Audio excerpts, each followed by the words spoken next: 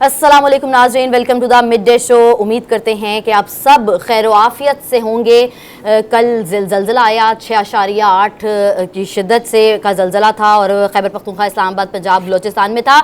और बहुत सी कहते हैं कि वो बहुत ज़्यादा जो नुकसान जो हमारे मुल्क में कहा गया था, तुर्किया में जब आया था उसके बाद पेश नज़र कहा जा रहा था कि पाकिस्तान में भी आएगा, उस तरह का तो नहीं था। अल्लाह का लाख लाख शुक्र है, हमें बहुत तबाही से जो अल्लाह मियाँ ने बचा लिया है। और उम्मीद करते हैं कि आप सब बेहतर होंगे, अपने घरों में खुशहाल होंगे और सेफ़ होंगे।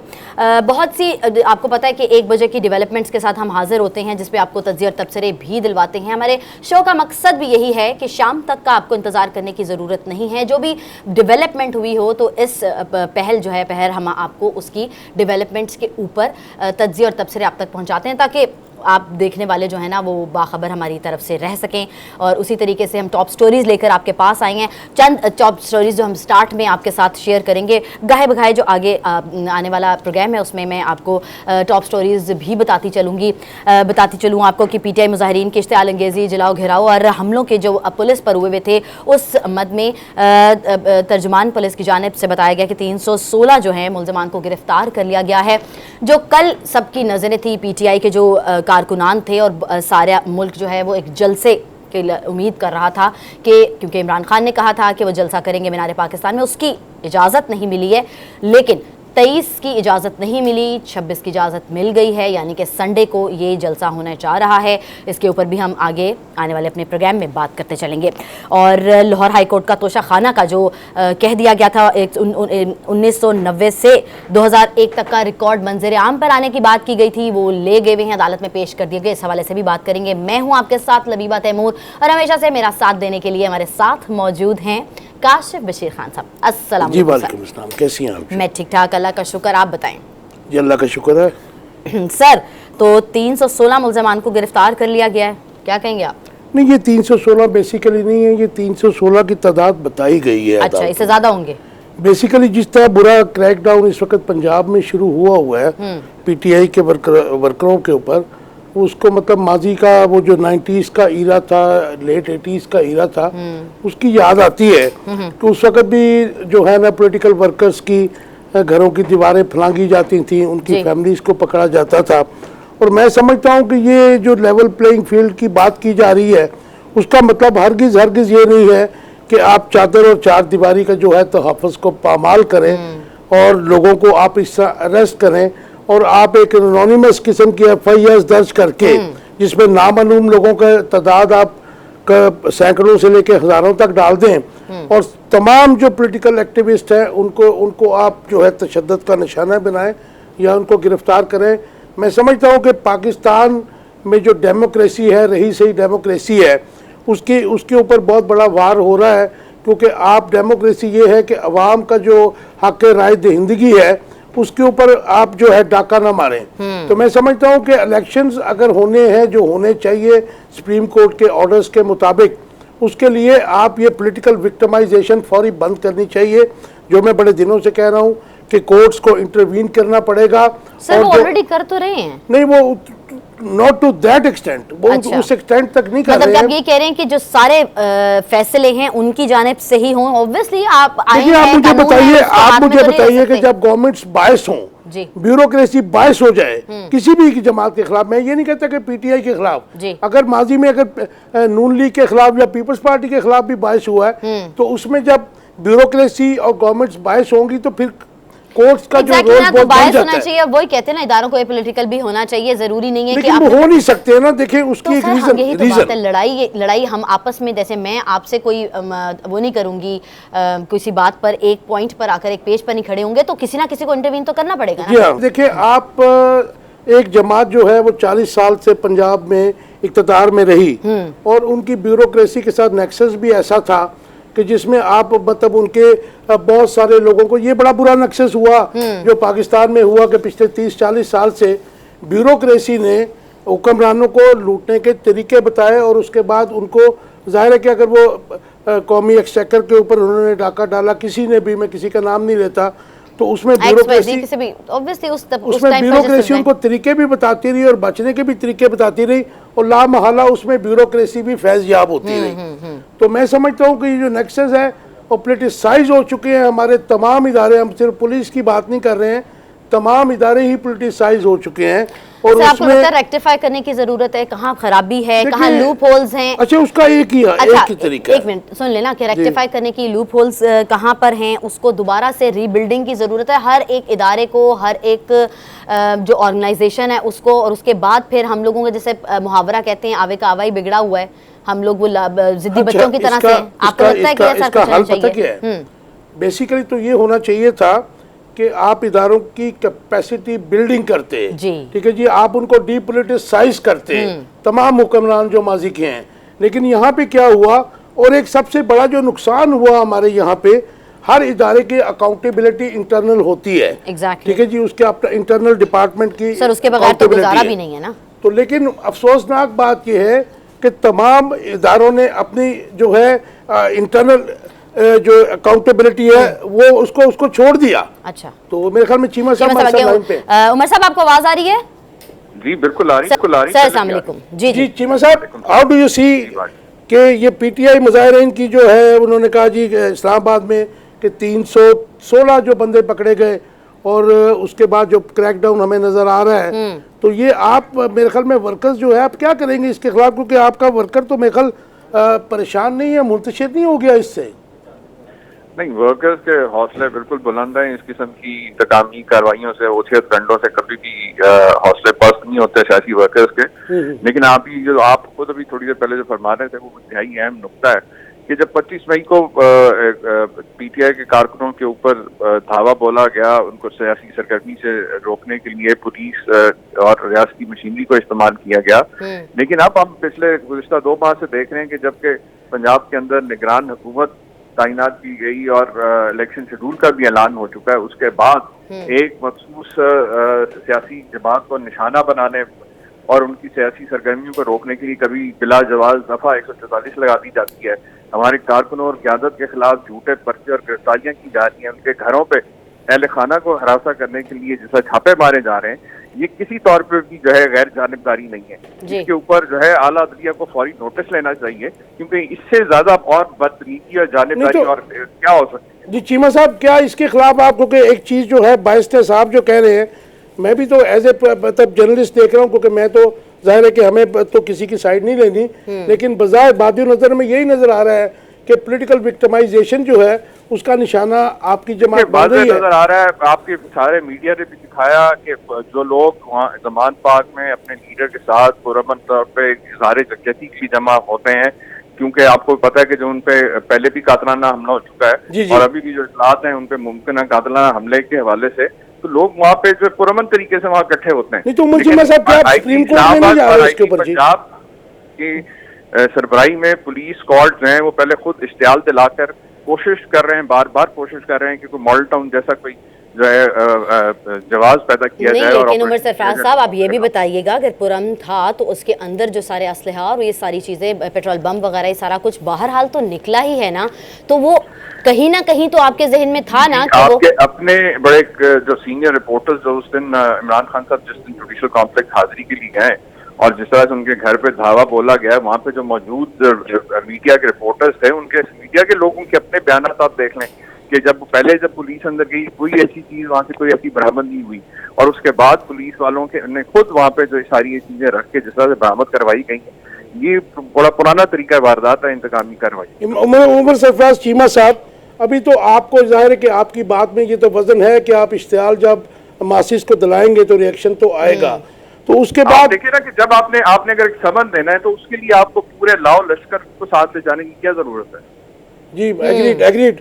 लेकिन आप जब अब उन्होंने एक नैरेटिव बिल्ड करना शुरू कर दिया, पीएमएलएन ने खास तौर पे, कि आपकी जमात को दहशतगर्द कहना शुरू कर दिया, और मतलब मुझे ये नजर आ रहा है कि पार्लियामेंट में मतलब उसके मतलब जो है एक वो पेश करने जा रहे हैं, एक बिल भी पेश करने जा रहे हैं, टेबल करने जा रहे हैं कि क्योंकि आपके सामने के पिछले कई 11 माह से उन्होंने हर बार आजमा के देख लिया है कि वो तहरीक इंसाफ को, इमरान खान को इलेक्शन के मैदान में जो है शिकस्त नहीं दे सकते, और सियासी तौर पर अपनी जो है शिकस्त को देखते हुए जो है अब ये एक आखिरी हरबा है कि जी पहले कोशिश की कि इमरान खान साहब को नायल करार दिया जाए, फिर अब जब वो भी नहीं करवा सके तो अब इनकी कोशिश है कि पूरी जमात को जो है दहशतगर्द करार दिया जाए, जबकि ये खुद इनके अपने जो इकदाम रहे हैं माजी के अंदर, खासतौर पर मुस्लिम लीग नून के, कि जिस तरह से इदारों के खिलाफ साजिशें करते रहे, जिस तरह सुप्रीम कोर्ट पे हमला करते रहे, डॉन लीग में ये इन्वॉल्व रहे, रॉ के एजेंट्स को अपनी शुगर मिलों में पनाह ये लोग देते रहे। इस तरह के कई लातादाद वाकयात हैं जो अगर दहशतगर्द तंजीम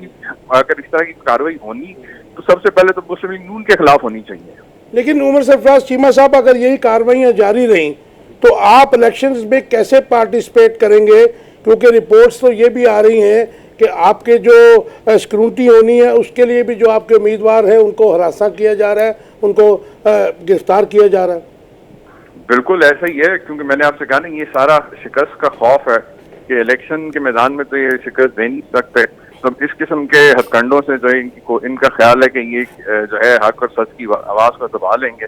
बल्कि जो इवन मीडिया के लोग भी जो इस हकीकत को आवाम के सामने लेके आ रहे हैं, उनके खिलाफ भी जो है इस किस्म की कार्रवाइयाँ की जा रही हैं। तो इस किस्म की कार्रवाइयों पे आपको लगता है उमर साहब किस तरह से कैंपेन करनी पड़ती है? आपको पता है 2 बहुत बड़े सूबों के इलेक्शंस अगर हैं और उस टाइम पर हो रहे हैं, तो आपको लगता है उस कैंपेन को सबोटाज किया जा रहा है कार्रवाइयाँ करके?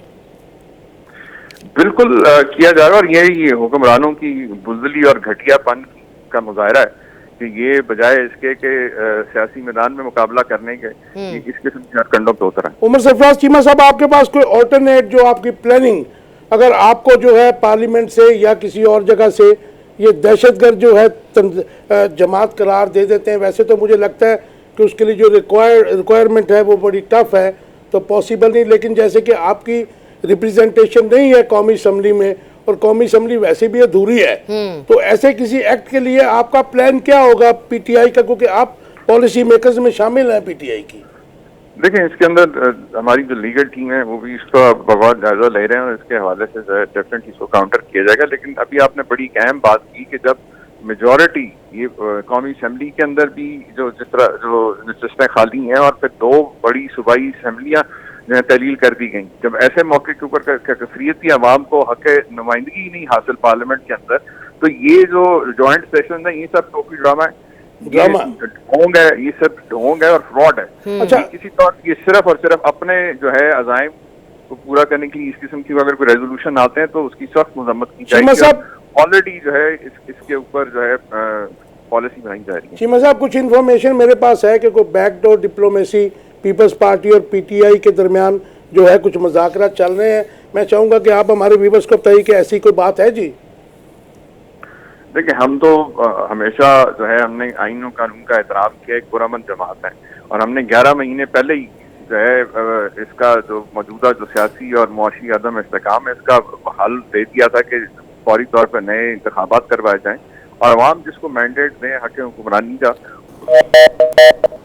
अच्छा, चलो जी चीमा साहब, लाइन कट गई। हाँ, लाइन कट गई, एग्जैक्टली। चले अच्छा, देखिए बात ये है कि हम जो अभी वो बात कर रहे थे, पाकिस्तान इस वक्त एक गर्दाब में फंस चुका है। मैं बार बार कहता हूँ कि पाकिस्तान में जो इस वक्त हो रहा है वो अननेचुरल है, और अननेचुरल इस तरह है कि हमने देखा कि 1 साल कबल जिन लोगों को मसनद इक़्तिदार पे बिठाया गया उनके ऊपर जो है बड़ी अरबों की करप्शन के केसेस चल रहे थे, मनी लॉन्ड्रिंग के चल रहे थे।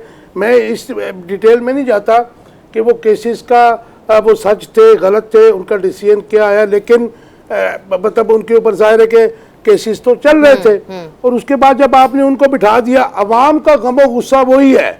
मैं ये नहीं कह रहा हूँ कि इमरान खान साहब की जो परफॉर्मेंस थी पौने 4 साल कोई अच्छी थी, कोई मिसाली थी, लेकिन इसके बाद अगर आप बाय फोर्स इक़्तिदार को छोड़ना नहीं चाह रहे और अवाम का जो मैंडेट है उसको मतलब जो है रगेदना चाह रहे हैं, और आप आइन की भी खुल्लम खुला खिलाफ वर्जी करके इंतखाबात को प्रोलॉन्ग करना चाह रहे हैं जिसका आइन पाकिस्तान इजाज़त नहीं देता, तो मैं समझता हूँ कि इससे बड़ी अनारकी पाकिस्तान में होगी नहीं जो इसके बाद होगी। मैं बस एक आपका वो मॉरल ऑफ द स्टोरी जो है वो कहना चाह रही हूँ कि हमारी जो आम फहम में अवाम है वो यही कहती है कि जो अगला आने वाला जो दौर हुकूमत होता है जिस भी पार्टी का, वो बहुत मुश्किल तरीन होता है। पिछले वाले को याद करते हैं क्योंकि उस वक्त आप रो रहे होते हैं। और आज भी आपको मैं बताऊं आज भी अवाम मुशर्रफ के दौर को याद करती है, मुशर्रफ के दौर को आज भी याद करती है। फिर वही बात हो गई है कि हम जमहूरियत का रोना जरूर रोते हैं, लेकिन आमरीयत वाली जो सिलसिला छोड़ दें, तर्ज हुक्मरानी की बात करें। तर्ज हुक्मरानी की बात कर रही हूं। मैं आपको बताता हूं कि हमारा पाकिस्तान क्यों इस टर्मोइल में है, क्योंकि पाकिस्तान की हिस्ट्री है कि जो हुक्मरान आता है वो माजी के जो हुक्मरान जाने वाले होते हैं उनको ना सिर्फ क्रिटिसाइज करता है बल्कि उनकी पॉलिसीज को इमीडिएटली डिसकंटिन्यू करते हैं। और ये नहीं हो सकता कि डिसकंटिन्यू भी करते हैं और ऑब्वियसली वो कहते हैं कि अगर हम प्रॉब्लम ले रहे हैं क्योंकि पीछे वाला ये करके आया था और वो पॉलिसीज लेकर आया था। सुन लीजिए, ब्लेम गेम ही नहीं खत्म होती है काशिफ साहब। नहीं, वो डिसकंटिन्यू इसलिए करते हैं कि जो प्रोजेक्ट्स डेवलपमेंट के उन्होंने करने होते हैं उसमें उनके और उनके हवारियों के माली मफादात शामिल होते हैं। तो सर हमारे लिए तो किसी ने कुछ ना सोचा, अवाम तो पिट पिट के मर जाती है। पिट के मर गई तो, लेकिन अवाम अपने हकूक की जंग भी तो लड़े ना, अपना पावर ऑफ वोट को भी तो यूज कर रहे हैं। अभी यहाँ वक्त हुआ एक ब्रेक का, कहीं मजा आएगा, stay with us. Welcome back नाजरीन, आपको ताज़ा तरीन अपडेट देते चलें कि थरपारकर में 1320 मेगावाट बिजली की शंघाई इलेक्ट्रिक मंसूबे की तकरीब अभी भी जारी है और इसके अंदर 1320 मेगावाट जो हैं बिजली वो हमें फराहम भी हो जाएगी एग्जैक्टली। और 2 मंसूबों का इफ्तिताह किया गया है। वज़ीर आज़म भी वहाँ मौजूद हैं, वज़ीर ख़ारजा बिलावल भुट्टो भी वहाँ पे मौजूद हैं।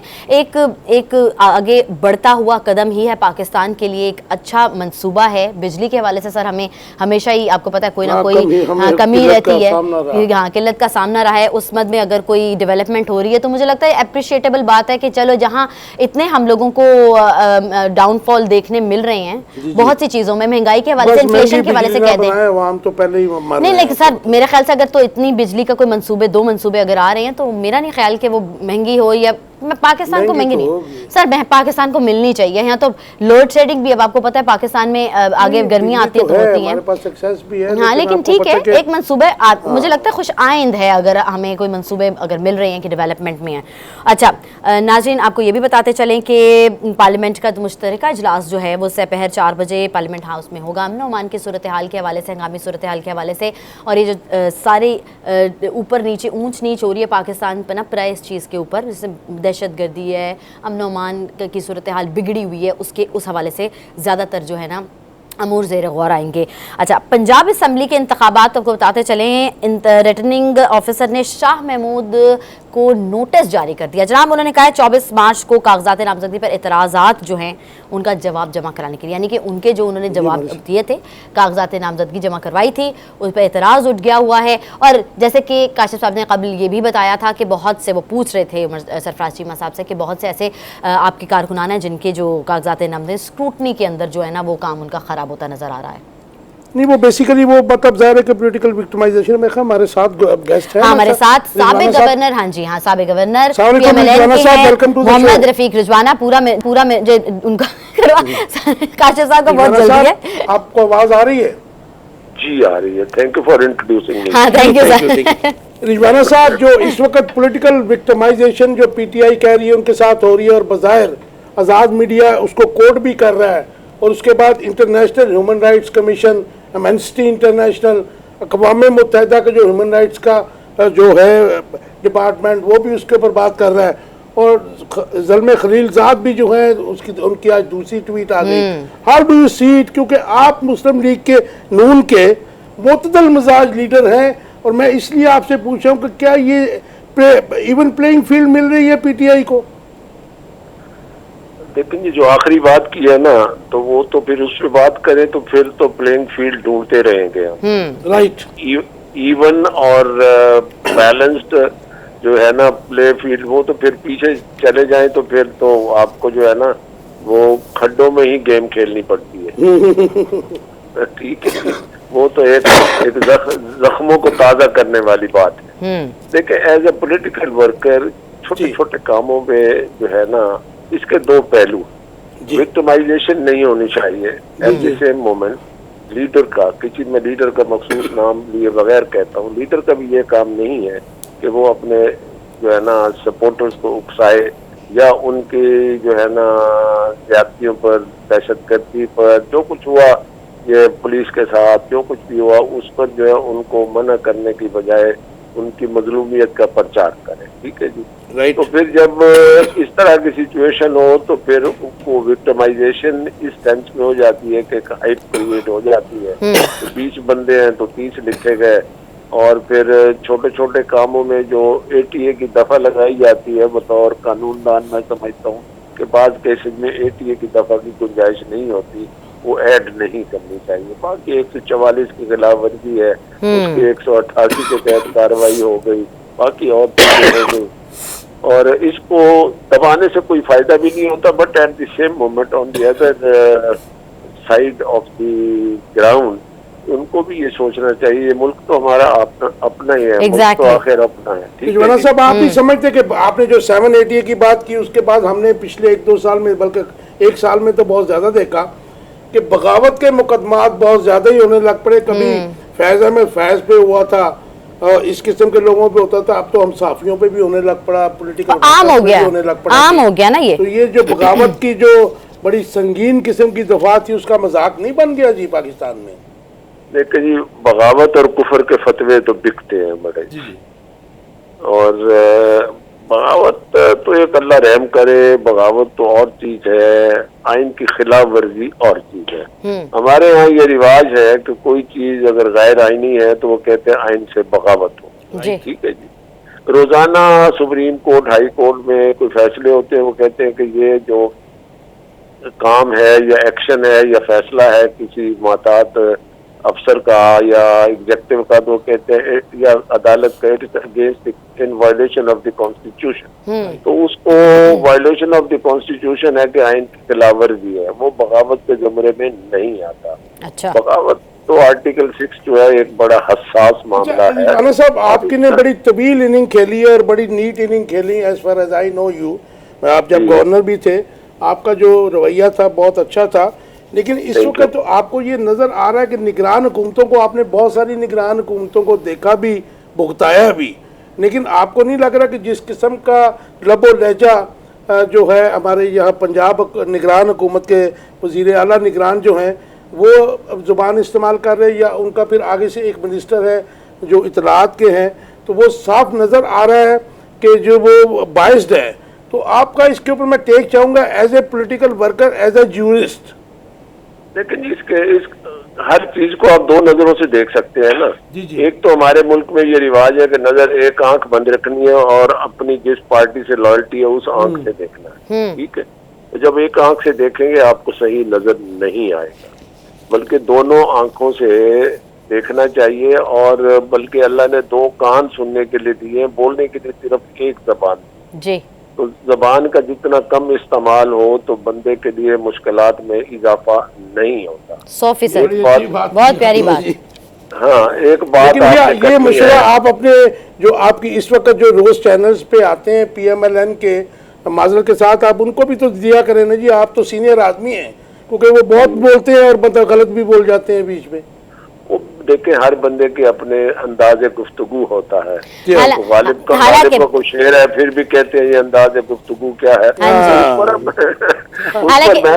हालांकि रफीक साहब, मैं काशिफ साहब से इस मामले में हमेशा इख्तलाफ करती हूँ, क्योंकि हर पार्टी को ही जुबान लगी भी मुझे लगती है। नहीं, वो जो बात कर रहे हैं वो और बात कर रहे हैं कि वो अंदाजे गुफ्तगू की बात कर रहे हैं। अंदाजे गुफ्तगू की बात कर रही हूं, सब पे लाजिम है। सब पे मतलब सब पे। एक बात जो मैंने अपने तजर्बे में देखी है इस दौर में, जब से माशाल्लाह खान साहब की पार्टी उभरी है और खान साहब जो है ना ये बुलंदियों का सफर तय कर रहे हैं और मकबूलियत का बड़ा शोर मचा हुआ है। मकबूलियत एक फैक्टर है, ठीक है ना, मगर सोच विचार, तहम्मुल मिजाजी और मुल्क की बेहतरी के लिए कुछ कहना। आप देखें, अब खान साहब सारी दुनिया को शोर मचाया हुआ है, फॉरेन जर्नलिस्ट को इंटरव्यू दे रहे हैं। ठीक है, हमारे एस्टेब्लिशमेंट से, हमारी मीन्स के हमारे सियासतदानों की, आजकल खास तौर पे खान साहब की एस्टेब्लिशमेंट, प्रो एस्टेब्लिशमेंट भी थे 2018 के इलेक्शन भी। अब वो बाद ऐसे कार्टून होते हैं, जंग अखबार में छपता था तो उसमें लिखा होता था बिला उन्वान। जी तो जो 2018 का इलेक्शन भी ऐसा कार्टून है जो बिला उन्वान है। जी, ठीक है जी। जी। उसके बाद बाजवा साहब ने जाते हुए प्रेस कॉन्फ्रेंस कर दी है, क्या कह दिया कि हमने इस साल फलां महीने में ये फैसला किया कि हम अब सियासत में मुदाखलत नहीं करेंगे। ये इतना बड़ा ये कन्फेशन था और करना नहीं चाहिए था। सारी दुनिया ने ये सुना तो उससे हमारी गर्दनें तो शर्म से झुक गई। चलो अंदर की बात है, हाँ ना में बंदा जी। गोल मोल कर लेता है। तो अब बात ये है कि अब एस्टेब्लिशमेंट के हवाले से अभी मैं उस दिन जो इन्होंने खान साहब ने इंटरव्यू दिया है कि जब वो खातून को BBC की थी या क्या थी, वो उनसे पूछ रही थी तो इन्होंने कहा जी one man is running the show. Ultimately उसने खातून ने पूछा हु इज वन मैन, तो फिर इन्होंने कहा जी आर्मी चीफ। तो यही वो बात अंदाजे गुफ्तगू से शुरू हुई थी। तो बाद औक़ात ना बोलना भी बेहतर होता है और बल्कि रिजवाना साहब आपकी बात ठीक है, लेकिन मैं तो as a student of politics and journalism, ये तो मैं 1988 और उसमें भी उससे भी पीछे से ये जो आप बात जिनकी कर रहे हैं इंटरफेरेंस की, जनरल हमीद गुल से लेके आज तक सारे ही इसके देखे वो बात ठीक है, मगर जिस तरह की आजकल आग लगी हुई है इसको हम सियासतदानों को जो है ना इस आग को जो है ना बुझाना चाहिए। नहीं रफीक साहब, एक मिनट रफीक साहब, यहाँ पर वो फखर से बात करते हैं कि हमने लोगों में अवेयरनेस दी है और पहले कभी कोई एस्टेब्लिशमेंट की बात नहीं करता था और अब खुलेआम बात की जा सकती है कि उन्होंने क्या काम किया क्या नहीं। तो ये तो दुरुस्त नहीं हुआ ना, इदार जग हसाई तो बहरहाल हमारी ही हो रही है। देखिए जी बात ये है, अवेयरनेस जो है ना, अवेयरनेस को पॉजिटिव सेंस में लेना चाहिए। अवेयरनेस में आप कोई किसी खराबी को उजागर करके लोगों को आप अपनी शख्सियत का सहर जगाकर, जादू जगाकर उनको अवेयरनेस का नाम दे, ये अवेयरनेस नहीं। किसी ने अवेयरनेस दी है एजुकेशन पे के बारे में, किसी ने अवेयरनेस दी है सेहत के बारे में, किसी ने अवेयरनेस दी है इखलाक के बारे में। यही अवेयरनेस है कि ये डाकू है, ये चोर है। आप नेशन बिल्डिंग की बात कर रहे हैं, अनफॉर्चुनेटली आपकी बात से मैं एग्री करूंगा कि आज तक किसी हुक्मरान ने भी ये काम नहीं किया। रिजवाना साहब, आप जब आज आप देख रहे हैं कि PMLN की तरफ से एक जो है नैरेटिव बिल्ड करने की कोशिश की जा रही है कि जी PTI जो है दहशतगर्द तंजीम है, वेयरएज मैं समझता हूं कि ह्यूमन राइट्स की जो वायलेशन है, जिस तरह से पुलिस जो है पॉलिटिकल वर्कर्स को कर रही है, उसके ऊपर बात नहीं की जा रही। और आपका टेक चाहूंगा एज ए ज्यूरिस्ट और as a political leader worker. कानून को जो बंदा हाथ में लेगा तो कानून नाफिज करने वाले इदारे जो हैं, कानून का नफाज करना उनका फर्ज है। फिर दोनों तरफ से ज्यादती। आप क्या समझते हैं कि PTI को अगर दहशतगर्द तंजीम जो है साबित कर दिया जाए या ऐसी कोई मूव जो है अधूरी पार्लियामेंट से लाई जाए तो that will be acceptable to courts and people of the Pakistan?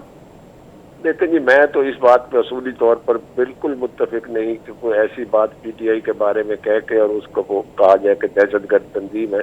ये और बात है कि ये इसका सेफेस्ट तरीका तो ये है जी कि उन्होंने जिन वर्कर्स ने ये दहशतगर्दी की है उनकी जमात में ये ऐसे दहशतगर्द है, उनके ऊपर रूल ऑफ लॉ अप्लाई किया जाए। वही बात है कि आपका एक्शन का अगर रिएक्शन भी ना है, ये तो ज्यादती वाली बात है, ह्यूमन नेचर है। आपको अगर एक्शन दिया जाएगा तो रिएक्शन मिलेगा। देखें जो कुछ हुआ है ना, देखिए मेरी बात सुनिए, मैं आपको एक मिसाल देता हूँ। खान साहब कल गालबन गए किसी उस पे कोर्ट की पेशी में, ठीक है जी, और उन्होंने कहा जी कि मैं अकेला गया हूँ, किसी को पता नहीं चला। खुफिया गाड़ी में जानते भी नहीं। अब सुने, एनालिसिस कर रहा था। अगर जाने से पहले आप अपने सारे वर्कर्स को जहां तक ट्वीट जा सकता है, जहां तक मैसेज जा सकता है, जहां तक व्हाट्सएप जा सकता है, जाने से पहले आप सारों को कह दें कि माल रोड पर पहुंच जाए, हाई कोर्ट पहुंच जाए, फिर तो वही होगा जो पहले हुआ है। एग्रीड। मेरा लास्ट क्वेश्चन रिजवाना साहब आपसे, बड़ा आ रहा है मगर लास्ट क्वेश्चन है तो कभी लंबा प्रोग्राम करें, मेरा बड़ा इंटरेस्टिंग। अच्छा हम उसको कैरी ऑन थोड़ा सा कर लेते हैं। मुझे ये बताइए कि इस वक्त जो पॉलिटिकल, इस वक्त मैं समझता हूँ कि इस वक्त फसाद की हालत में केओस है, पॉलिटिकल केओस है। इकोनॉमी के तो आपको पता ही है, मुझे बताने की जरूरत नहीं है जिस हालत में अवाम की हालत ज़ाहिर भी आपके सामने है, क्योंकि आप तो वर्कर्स की सैर करते रहे। मैं भी ग्राउंड लेवल, ग्राउंड रियलिटी के बगैर नहीं चलता, नजर आता है। जी मुझे पता है। रिजवाना साहब, अगर इस टर्मोइल और इस जो केओस है, पॉलिटिकल केओस, इसके लिए आप जैसे सीनियर लोग अगर आगे नहीं आएंगे, एक टेबल पर नहीं बिठाया जाएगा, तो मैं समझता हूं कि जो पाकिस्तान में जिस किस्म की भी जमहूरियत है, इसकी डीरेल होने के खतरात जो है बड़ी तेजी से नजर आ रहे हैं मुझे। जी बात ये है कि इस पर एक शेर पर इख्तिताम कर ले, और शेर है, तेरी अना का ही सवाल है तो फिर। तेरी अना की जंग हो रही है ना, जी जी अना की जंग, तेरी अना का सवाल है तो फिर चले मैं हाथ बढ़ाता हूँ दोस्ती के। वाह क्या आप बढ़ाइए ना जी, thank you.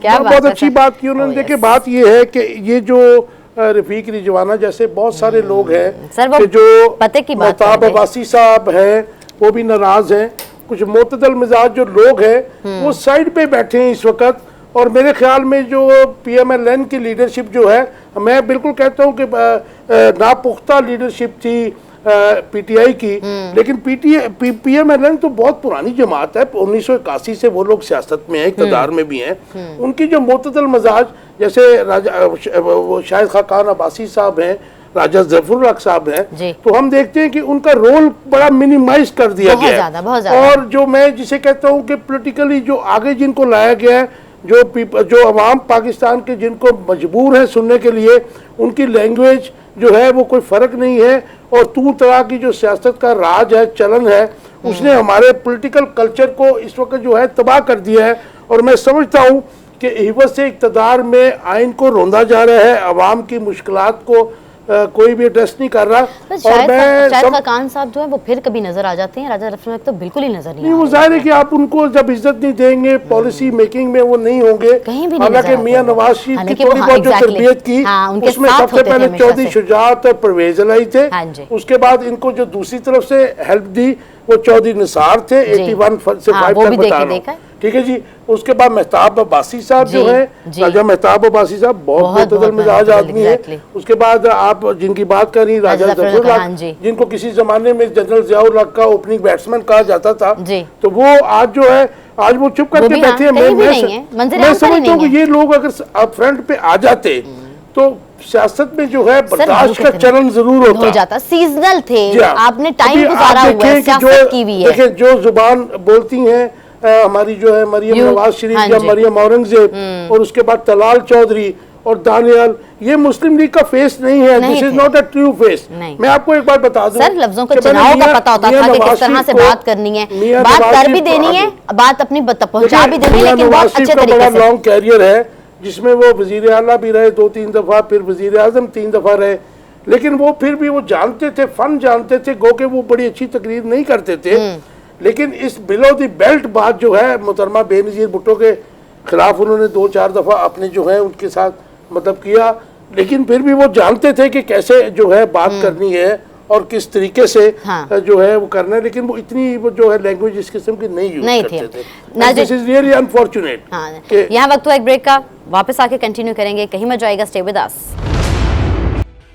Welcome back to the mid day show. नाज़रीन, आपको बताते चले कि लाहौर हाई कोर्ट का तोशाखाना का 190 से 2001 का जो कहा गया था, इससे कबल जो इससे पहले वाला रिकॉर्ड था वो दे दिया गया था। अब ये मांगा गया था, ये भी मंजर आम पर लाने के जो हुक्म दिए थे अदालत के, उसमें पेश कर दिया गया है। अब क्या कुछ भी उसके अंदर मंजर आम पर आता है सर, ये बड़ी बात है। वैसे तो ये 1990 से लेके 2001 तक, अच्छा इसमें 1990 में मियां नवाज शरीफ साहब जो है वो प्राइम मिनिस्टर बने थे। अच्छा 1993 में जो है मियां नवाज शरीफ साहब की गवर्नमेंट ख़त्म हो गई थी, मोहतरमा बेनज़ीर भुट्टो बनी थी। फिर 96 में जो है सरदार फरूक अहमद खान लगारी ने उनकी गवर्नमेंट ख़त्म कर दी। और सरदार फरूक अहमद खान लगारी जो वो शख्स थे कि जो पीपल्स पार्टी के अपने सदर थे, ठीक है जी, हाँ जी, अच्छा वो उसके बाद फिर आपने 97 में मियां नवाज शरीफ साहब आए 2/3 मेजोरिटी के साथ। कैन यू इमेजिन कि 2/3 मेजोरिटी जो भुट्टो साहब को भी नहीं मिली थी, वो मियां नवाज शरीफ साहब को 1997 में फरवरी बाद में जो इलेक्शन हुए उसमें 2/3 मेजोरिटी के साथ आए थे जी। लेकिन वो अपनी जो उनकी हुकूमत थी उसको अपने बोझ के साथ, मैंडेट के बोझ के साथ ही गिर गई। पहले उन्होंने एक आर्मी चीफ को जहांगीर करामत साहब को घर भेजा, ठीक है जी। उसके बाद उन्होंने जब मुशर्रफ साहब को घर भेजने की कोशिश की, उसके बीच में कारगिल भी था, तो उसके बाद जो है उनको सैक कर दिया गया, कू हो गया, अरेस्ट हो गए। उसके बाद जलावतनी उन्होंने इख्तियार कर ली जो 10 साल की थी, और वो फिर वापस भी आए, लेकिन वो इलेक्शंस में हिस्सा नहीं लिया था मियां साहब ने। तो मैं समझता हूँ कि ये सारे जो दौर थे, इनमें जो उसके बाद जो 2001 तक जो हुआ उसमें तोशाखाना में बहुत बड़े बड़े डाके भी मारे गए। वैसे तो तमाम ही मारे गए ना जी। अच्छा। तो मैं समझता हूँ कि इसके बाद मेरे ख्याल में जो लाहौर हाई कोर्ट है, आज लिस्ट उन्होंने पेश कर दी है, सुनने में आया, अभी तक पब्लिक तो नहीं, हमारे पास भी कॉपी नहीं आई है। हाँ, अभी आएगी ठीक है कि जी। इसके बीच में क्या तो लेकिन इसमें बहुत कुछ होगा। 1990 से लेके 2001 तक इसमें मेरे ख्याल में जरदारी साहब सर, मेरे की ख्याल भी से होगा बहुत कुछ। उस वक्त के ज़माने में रुपया इतना डिवैल्यू भी नहीं था, रुपया तगड़ा था आपका। तगड़ा था। आप देखे ना, जब मुशर्रफ साहब आए थे उस वक्त डॉलर 35 रुपए का था। हाँ जी। ये बात है 99 की। उसके बाद फिर एकदम शूट किया, 60 तक गया फिर, लेकिन जब तक मुशर्रफ साहब रहे वो 60 तक ही रहा था हाँ जी। डॉलर। और उसके बाद हम समझते हैं, आपको भी याद हो या आपने पढ़ा हो, तो मुशर्रफ साहब का जो ईरा था सारा, चाहे वो आप मुझसे डिक्टेटर का ईरा कहते हैं, लेकिन उसमें बहुत से पॉजिटिव काम किए सर नहीं मुझे याद है, बकायदा याद है, और मैं वही बता रही थी आपको, इससे कबल भी तो मैं यही बात करी थी कि अवाम मुशर्रफ के लोग दौर को याद करते हैं अभी। अच्छा, खराबी पता कहाँ पैदा होती है कि जब मुशर्रफ साहब आए थे ना, लोगों ने मिठाइयाँ बांटी थी 12 अक्टूबर 99 में। अच्छा, गो कि ये कोई अच्छा ओमन नहीं था कि मिलिट्री डिक्टेटर का आना, लेकिन अवाम इतना तंग थे, खुदकुशियों का रेट जो है पाकिस्तान की हिस्ट्री का सबसे बड़ा रेट था उस वक्त। अवाम जो है बड़ी मुश्किलात में थे, और जो कोशिशें हो रही थी वो यहाँ पे आमराना निज़ाम जो है जमहूरियत की छतरी तले कायम करने की कोशिश की जा रही थी। उस वक्त की जो हुकूमत थी वो सोलली PMLN की पहली गवर्नमेंट थी 96 में जो आई थी, वो IGI की हुकूमत नहीं थी। लेकिन मैं समझता हूँ कि उस वक्त भी मुशर्रफ साहब के साथ जब अच्छे काम उन्होंने शुरू किए, अकाउंटेबिलिटी की उन्होंने भी बात की थी, नैब भी उनका ही बनाया हुआ इदारा है ना, आपको पता है। लेकिन उसके बाद जब पॉलिटिकल लोग उनके साथ मिल गए तो फिर खराबियां पैदा हो गई। कालाबाग डैम भी बनाना चाह रहे थे, उसके लिए उन्होंने कमेटी भी बनाई थी बहुत बड़ी, लेकिन फिर जब उन्होंने पॉलिटिकल इंजीनियरिंग और पॉलिटिकल लोगों को किया, और फिर इंटरनेशनल जो उनके ऊपर थोड़ा प्रेशर था, उसके बाद उन्होंने 2002 में जो इलेक्शंस अनाउंस किए, उसमें नैब की जो स्टेनर था उससे निकाल के लोगों को उन्होंने साफ किया, तो फिर वो सारे मामला वही हो गए जो पहले पॉलिटिकल होते रहे थे। ठीक हो गया। और मैं समझता हूँ कि वो that was a golden era, के जिसमें अगर आप कालाबाग डैम बना देते तो बन जाता। क्योंकि उनकी रिट जो थी सिंगल पर्सन की रिट थी, और जिस तरह लोग तंग थे, तो 99 के बाद मुशर्रफ साहब की रिट थी थोड़े अरसा तक, काफी देर तक रही है। लेकिन जब पॉलिटिकल लोग उनके साथ मिले, अच्छा, और वो लोग भी मिल गए जिनको इंडिया जो है फंडिंग करता रहा कालाबाग डैम के खिलाफ, तो फिर कालाबाग डैम तो चला गया पीछे, और क्राइसिस हमारे। एक और है स्टोरी जो मैं अपने नाज़रीन से शेयर करना चाहूंगी, आपको मैं बैकग्राउंड बताती चलूँ, क्योंकि उससे कबल भी इस तरह के ट्वीट सामने आए ज़ल्मे खलीलज़ाद की जानिब से। पहले उनके ट्वीट्स का जो बेसिक मतन है वो मैं आप तक पहुँचा देती हूँ, उसके बाद फिर इसके ऊपर बात करेंगे। आपको बताएं, ज़ल्मे खलीलज़ाद पहले भी इन्होंने ट्वीट किए थे, और अब फिर कहते हैं लगता है इमरान खान को रियासत का अवलीन दुश्मन करार देने का फैसला हो चुका है। हुकूमत पाकिस्तान सुप्रीम कोर्ट से इमरान खान को नाअहल करने का कह सकती है। पार्लियामेंट सुप्रीम कोर्ट से पार्लियामेंट आइंदा चंद रोज में PTI पर पाबंदी भी आयद कर सकती है। ये उनका ट्वीट है, ये वो कहना चाह रहे हैं। इन इक़दाम से सियासी पोलराइजेशन, तशद्दुद में इजाफा होगा। ऐसा हुआ तो पाकिस्तान के सियासी, मुआशी, सिक्योरिटी बहरान बढ़ेंगे। पहले ही कुछ ममालिक पाकिस्तान में सरमायाकारी जो मुअत्तल कर चुके हैं, और पाकिस्तान का IMF से मुआहिदा भी गैर यकीनी का शिकार हो जाएगा। उम्मीद है कि पाकिस्तान की सियासी क़यादत तबाहकुन सियासत से बाहर निकलेगी। ये मतन है, इससे कबल भी इस तरह की उन्होंने बात कर दी हुई। और मैं अपने नाज़रीन को ये भी बताती चलूँ कि ये बाज़गश भी है, या समझ लें कि इनके बारे में ये भी कहा जा रहा है कि इमरान खान से इनकी मुलाकात भी होती रही है। तो ये किस कैपेसिटी में बात करें, क्योंकि इससे कबल भी हमने जब उन्होंने ट्वीट किया था हमने बात की थी, और इतनी सब कुछ बातें वो ज़ल्मे खलीलज़ाद क्यों कह रहे हैं, हमने इससे भी पहले बात की थी, और वो अब दोबारा उन्होंने ट्वीट किया। तो इसका मतलब है कि सर इतनी इंटेंसिटी से ये बात करें, मुझे बताएं कि मतलब लाइक एक ऑब्वियसली एक दूसरा मुल्क है हमारे बारे में इस तरह की अगर बात कर रहा है, और वो कर रहा है, और ट्वीट में बात कर रहा है, और आपको पता है उसके ट्वीट को देखते हैं लोग। ये बात जो वो कर रहे हैं वो तो ठीक कर रहे हैं अपनी तरफ से ना। नहीं सर, वो अपनी तरफ से ठीक कर रहा है ना, अपनी तरफ से ठीक मतलब हमारी तो जगह सही हो रही है। इसका जो अफसोसनाक पहलू है जी, वो ये है कि हमारे तमाम ही हुक्मरान भुट्टो साहब की फांसी के बाद वो अमेरिकन जो है एडवाइस पे भी चलते रहे हैं। इवन मैं उसमें बिल्कुल I don't have any hesitation in saying कि मुहतरमा बेनज़ीर भुट्टो भी अमेरिकन जो है इंस्ट्रक्शंस पे चलती थी, उनसे एडवाइस लेती थी। मियाँ साहब की गवर्नमेंट्स भी लेती थी, और भी जो हुक्मरान थे वो लेते थे। अगर किसी हुक्मरान ने उनकी आंखों में आंखें डाली थी तो वो जुल्फ़कार अली भुट्टो थे। तो भुट्टो साहब चूँकि उन्होंने भी आंखें डाली थी आपके एटमी प्रोग्राम के लिए, क्योंकि वो आपको पता है कि लाहौर के गवर्नर हाउस में हेनरी किसिंजर ने कहा था कि आप इससे बाज आ जाए एटमी प्रोग्राम से, हाँ जी। Otherwise we will make an horrible example हाँ ऑफ जी, you. Exactly. And he said कि लेट्स सी क्या होता है। हाँ, लेकिन exactly। उसने कंप्रोमाइज नहीं किया था नहीं, भुट्टो करना ने। चाहिए भी नहीं था। मतलब इस पीपल्स पार्टी का ताल्लुक नहीं मैं समझता कि उस भुट्टो के साथ कोई, क्योंकि भुट्टो एटलीस्ट सर जो है वो एक अलग ही सही सही एक वो जाहिर अलग है ही थे। कि आप उसके दरबार के मजावर खा रहे हैं, लेकिन भुट्टो साहब वाज अ जीनियस। और मैं Oh, समझता yes। हूँ कि जीनियस जो होता है वो नॉर्मल शख्स नहीं हो सकता है। Strong-headed इंटरनेशनल अफेयर्स सर का मुझे वो लगता है मास्टर। उनको ना वाकई सियासत क्या तो होती है, वो किस तरह से बात करने इस सेंस में मैं कह रहा हूँ कि ज़ुल्मे खलील साहब जो कह रहा है कि ये वही कह रहा है जो अमेरिकन गवर्नमेंट का कंसर्न है, because he special envoy for south Asia. American government का अच्छा। स्पेशल एनवाय है। आपने माजी में देखा कि अफगानिस्तान के मामलात में भी इनका बहुत रोल है। तो बेसिकली हम इसको लाइटली ना लें, जी। क्योंकि जो पोजीशन बनी हुई है पॉलिटिकल विक्टिमाइजेशन है। मैं बार बार कह रहा हूँ ह्यूमन राइट्स की वायलेशन है, और उसके बाद जो पॉलिटिकल विक्टिमाइजेशन है। और किसी भी जमात को इवन दीनी जमात को भी आप दहशतगर्द अगर करार देंगे तो ना तो दुनिया एक्सेप्ट करेगी, ना कोर्ट्स करेंगी, ना अवाम करेगा। रफीक रिजवाना साहब भी क्या कह रहे हैं जी, मैं इस किसी फेवर में नहीं हूँ। आप ये कहना चाह रहे हैं कि ये एक एनवायरनमेंट होता है जिसमें आप बात कर रहे होते हैं, उस तरह की से कहते हैं बात फैली हुई होती है, ये उसके जुमने में बात की जा रही है, इसका मतलब है इनके जहन में है। कह रही हैं, बात फैली नहीं है, ये नैरेटिव बिल्ड करने की कोशिश की जा रही है PMLN की तरफ से। अच्छा। ये बहुत खौफनाक एजेंडा है। और मैं समझता हूँ कि पाकिस्तान के जो सियासी और जो बाकी मामलात हैं इस एक्ट के साथ इस नैरेटिव को बिल्ड करने की वजह से उनमें बहुत आग मैं लग सकती एक्चुअली है। ये चाह रही थी कि आप क्लियर करें इस चीज को कि क्या पता कोई नहीं, they are trying to build this narrative. Okay, narrative जो है ये बिल्ड करने को, क्योंकि इस वक्त PMLN के पास कोई बयानिया नहीं है। वोट को इज्जत दो, पिट गया, उसके बाद परफॉर्मेंस जीरो।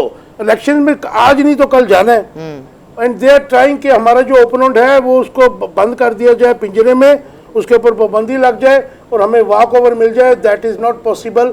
और मेरे ख्याल में पीपल्स पार्टी भी इसको सपोर्ट नहीं करेगी। अच्छा, लेकिन एक और बात है कि ये गंदी सियासत नहीं होनी चाहिए, और मुझे लगता है कि जो भी होता है सारी पार्टीज ये कोशिश करने की कोशिश करती हैं। अवाम का मैंडेट है, अवाम जिसको भी कहता है। मैं कहता हूँ PMLN को अगर वोट देते हैं, इजाजत लेते हैं हम नाज़रीन से। एग्जैक्टली ये था आज का हमारा प्रोग्राम। उम्मीद करते हैं आपको पसंद आया होगा। दुआओं में बहुत याद रखिएगा। इंशाल्लाह बशर्ते ज़िंदगी अगले हफ्ते आपसे मुलाकात होगी। अल्लाह हाफ़िज़।